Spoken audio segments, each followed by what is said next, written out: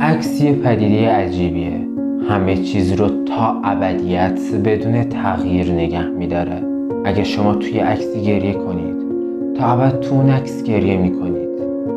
و اگه هم توی عکسی بخندید، تا ابد تو اون عکس میخندید و هیچ فرقی هم نمیکنه. شاید بعد اون خنده ابدی دیگه توی این دنیا نباشید.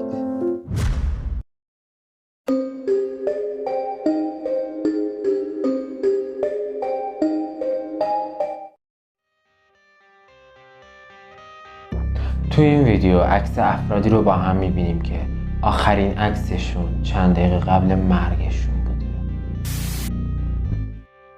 جون لنون، خواننده موسیقیدان و آهنگساز معروف موسیقی راک و یکی از اعضای گروه بیتلز بود که توسط یکی از طرفداران خودش به قتل رسید.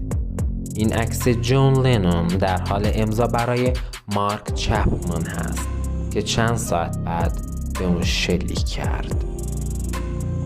عکسی که یکم قبل از برخورد سائقه به دو مرد جوان به اسمای شان و مایکل مککویلکن گرفته شده.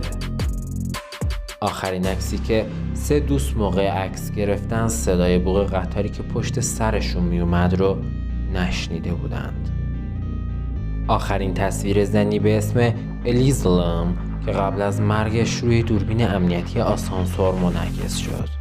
در 19 فوریه 2013 پس از اینکه مردم شروع به شکایت از آب هتل کردند، یک کارگر تعمیر و نگهداری جسد زن رو در یک مخزن آب در بالای هتل سیسل لس آنجلس پیدا کرد. آخرین عکسایی که دو زن جوان به اسمای کریس کریمرز و لیسن فرن قبل از ناپدید شدن مرموز اونا گرفتند. این دو زن که پس از پیاده روی در سفر به پاناما ناپدید شدند. مدت کوتاهی پس از گرفتن این عکس دیگه خبری ازشون نشد. چند هفته بعد از ناپدید شدنشون یک کوله پشتی حاوی لباس، پاسپورت، تلفن همراه و دوربین اونا پیدا شد.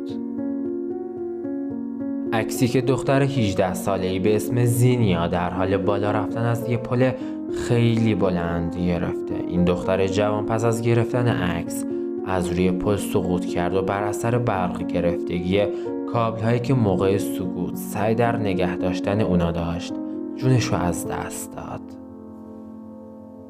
مرد جوانی به اسم آندری ریتروفسکی که در حال تلاش برای گرفتن عکس برای به اشتراک گذاشتن در اینستاگرام از ساختمانی که در عکس دیده میشه سقوط کرد و جانش رو از دست داد.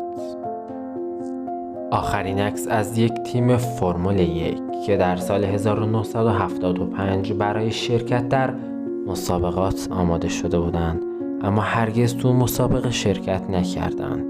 این تیم 3 روز پس از گرفتن این عکس برای تبلیغ ماشین خودشون در یک سانحه هوایی جونشون رو از دست دادن.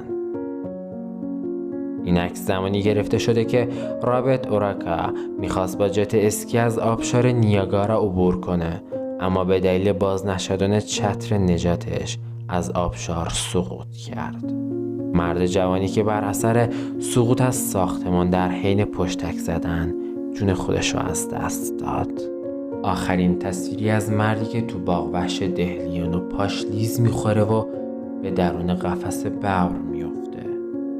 آخرین تصویر آیانو توکوماسا که تو پس زمینه با لباس قرمز قبل از سقوط تو آبشار نیاگارا دیده میشه.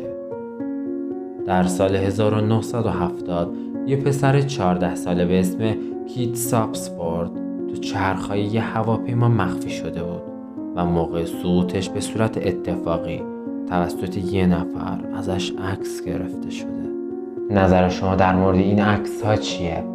و نظرتون کدوم یکی عجیبتر و یا ترسناکتر از بقیه بود؟